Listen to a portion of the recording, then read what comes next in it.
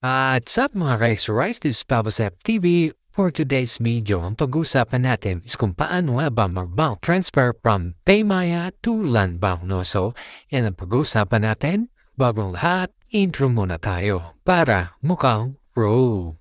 Subscribe now and press the bell icon. Never miss an update.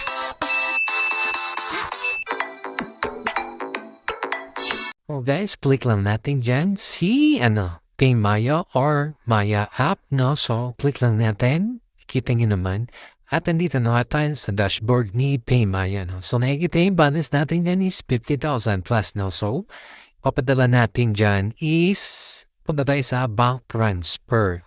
Click nyo lang yan. So, kung nakikita, click nyo na guys, is pupunta tayo dito at magpapakita to, no? So, hanapin nyo lang yung Landbank, no? Or kung ano yung bangko na papadala nyo, no? So, hanapin natin yung Landbank. So, nakita na natin guys, no? So, Landbank of the Philippines, no?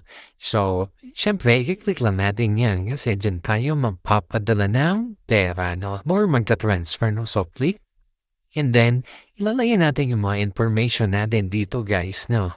Yung amount, yung purpose mo, account number, syempre yung account name, no? So, kung nailagay nyo na lang guys, is click nyo lang yung confirm, no? Kapag nalagay nyo na, no? So, magpapakita ito guys, no? So, ang nilagay nga natin na amount is 25,065 pesos, no? So, yun yung nilagay natin na amount kasi yun yung ito-transfer natin kay Landbank, no? So, kung nabibigyan nyo na yung lahat ng information nyo guys, is click nyo lang yung nasa baba, yung kulay green, yung transfer.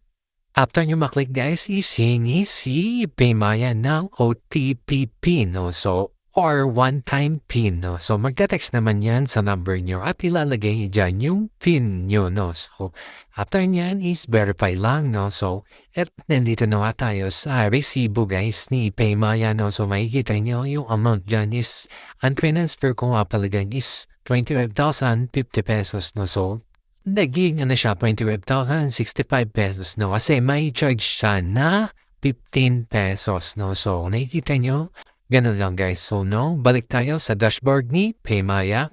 At nandito na tayo sa dashboard ni PAYMAYA guys, no? So, kung nakikita nyo, nabawasan na yung natin, balance kay PAYMAYA, no? So, ganun lang kadali mag-transfer guys, no? So, kung gusto nyo itong video na to, please don't forget to like, share, and subscribe. Thank you, and God bless.